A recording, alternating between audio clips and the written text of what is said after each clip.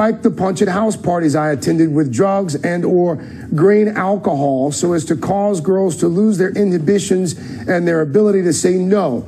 This caused me to make an effort to purposely avoid the punch at these parties. I witnessed efforts by Mark Judge, Brett Kavanaugh, and others to target particular girls so they could be taken advantage of.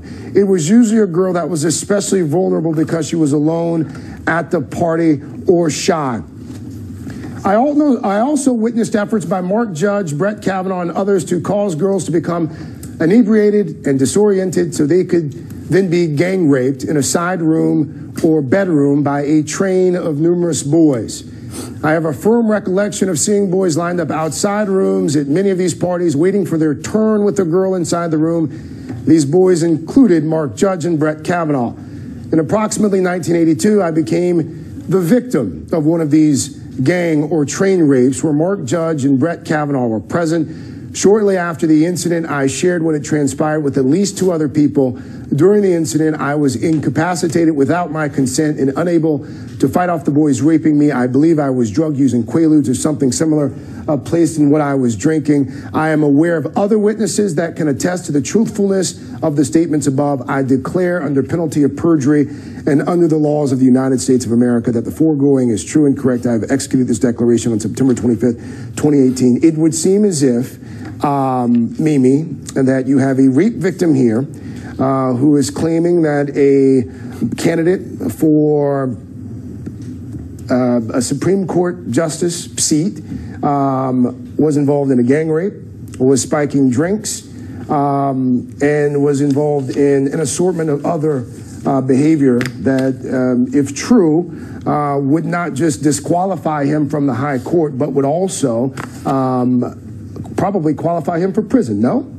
Well, it would depend on the statute of limitations in each state, but my understanding is that in Maryland, which if that's where some of this occurred, I actually don't know about, all of the different locations that we're talking about, but in Maryland, there is no statute of limitations for sexual assault and rape. So that is possible.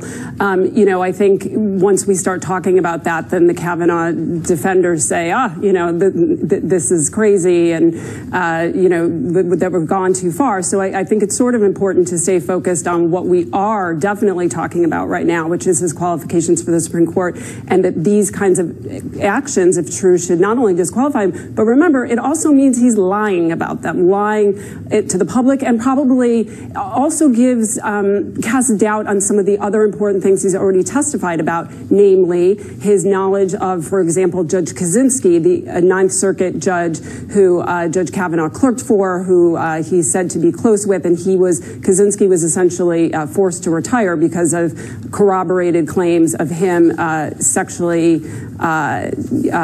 harassing clerks and other people in his showing porn in the office. Exactly. I mean, very blatant stuff that Judge Kavanaugh claims to have absolutely no idea about. And nobody really, a lot of people don't believe that. And again, his lies about these kind of things cast doubt on his statements about those kind of things. If I could just make one small point about the calendar, you pointed out a great fact that, I think is the kind of thing prosecutors look for. There's a time in the calendar that talks about Beach Week. That seems to actually sort of support what this declaration is saying about him being at the beach at these parties. There's also a statement in the calendar about, a couple of times about Mark Judge. It says Judge. That's obviously Mark Judge. Again, these calendars are put forward by Kavanaugh. I mean, I'm not sure what his purpose is in them, but actually I think if you go through it with a fine-tooth comb, there probably are numerous things that are going to end up supporting what, corroborating what the people are saying who are making very serious allegations. And that's the kind of thing you need investigators to do. And this just shows that they're not doing their job. I want to tell you about the state of our reporting right now, Craig. So first of all, NBC News has not been able to independently verify or speak with Julie Swetnick. We have looked into public records and found records of her living in Maryland, found records of even a couple of businesses she may have owned. Again, not verified yet, but public records do exist to show that she may live in Maryland. I also want to point out that, as you've said, Judge Kavanaugh has denied the first 2 allegations against him. Also, Mr. Judge, who is, the name is confusing, but Mark Judge is the man who's named throughout this declaration as being a best buddy of Brett Kavanaugh. Kavanaugh and being with him, joined at the hip and engaging in these activities. Recently, Judge responded to the very first allegation from Dr. Ford, saying he had no memory of that alleged incident, and said, Brett Kavanaugh and I were friends in high school, but I do not recall the party described in Dr. Ford's letter. More to the point, I never saw Brett act in the manner Dr. Ford describes. I just wanted to bring that back and also tell you that we're waiting for something from the White House. We have asked the White House for any kind of comment. I spoke to Michael Avenatti, attorney for this third accuser, a few moments ago, asked him specifically about the timing of all of this. This was Avenatti's response.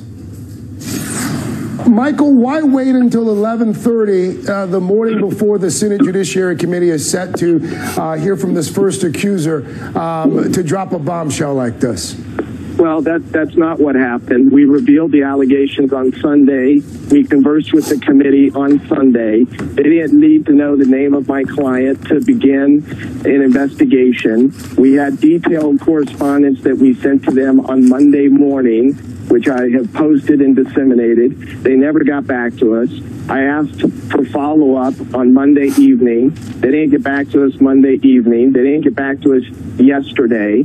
And we finally disclosed the client's name today because we had to take adequate security procedures, make sure they were in place. This is a very serious matter, and ultimately it's the client's determination, not mine or anybody else's for that matter, as to when her identity is revealed. So we disclosed this days ago, and the fact of the matter is that Chairman Grassley, Mr. Davis, the counsel to the committee, Mitch McConnell, and others, they don't want the truth to be known regarding Brett Kavanaugh. Again, Michael Avenatti just a few moments ago to me here on MSNBC. Let me bring in Carrie Severino now. She is Chief Counsel and Policy Director for the Judicial Crisis Network. She is a supporter of Judge Kavanaugh's nomination.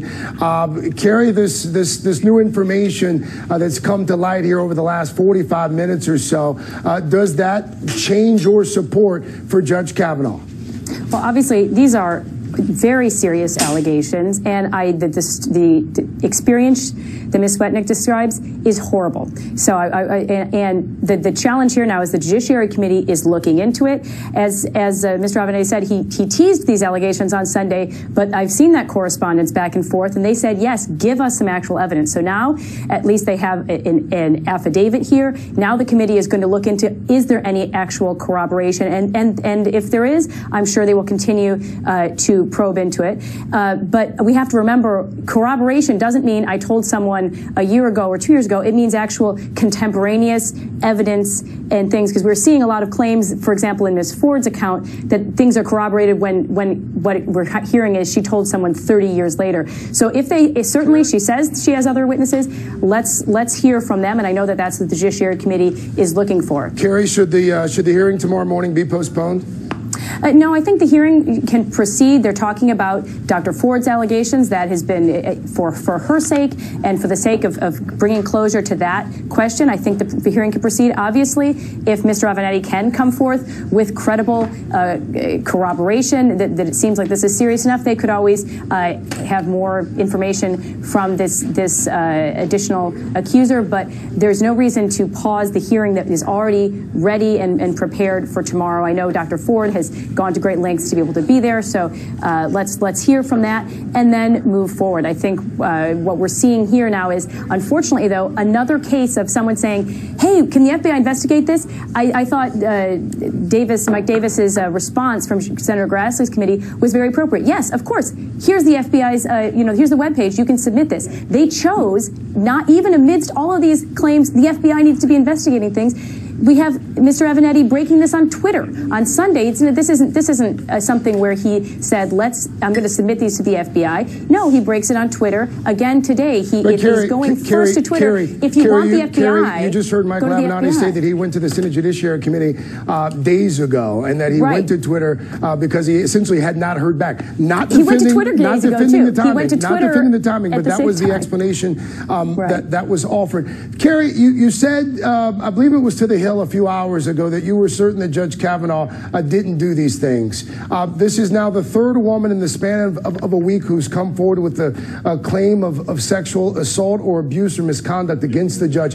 Do you stand by what you said a few hours ago? Are you absolutely certain that Judge Kavanaugh has never engaged in any sort of behavior untoward with regards to women?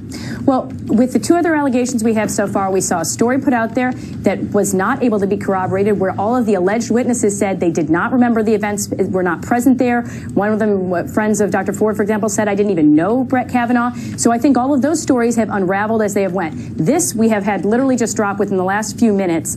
I think there's an opportunity to provide corroboration. But what we do know is it runs completely counter to what many dozens of women are saying, have said about the character of Brett Kavanaugh at this time. Carrie, we point out this woman had security clearances. I'm running up against the bottom of the hour here. Right. Really quickly, last question. Should Judge Kavanaugh still be confirmed? I think we have to look into this further, but I think from what we know so far, we don't have corroboration yet, and so I think if the Senate votes on this, soon, I think they would have to go on what they know so far. But I know the Senate Judiciary Committee is going to look into this before they would move forward to a vote. All right, Carrie Sabrina, we'll have to leave it there. Carrie, thank you. Thanks for your time, and that is going to do it for this hour of MSNBC Live. Andrew Mitchell standing by to pick up more coverage of our breaking news. And it is breaking news indeed. Thanks so much, Craig. And right now on Andrea Mitchell Reports, a third accuser. A day before Brett Kavanaugh and Dr. Christy Blasey Ford testified to the Senate Judiciary Committee,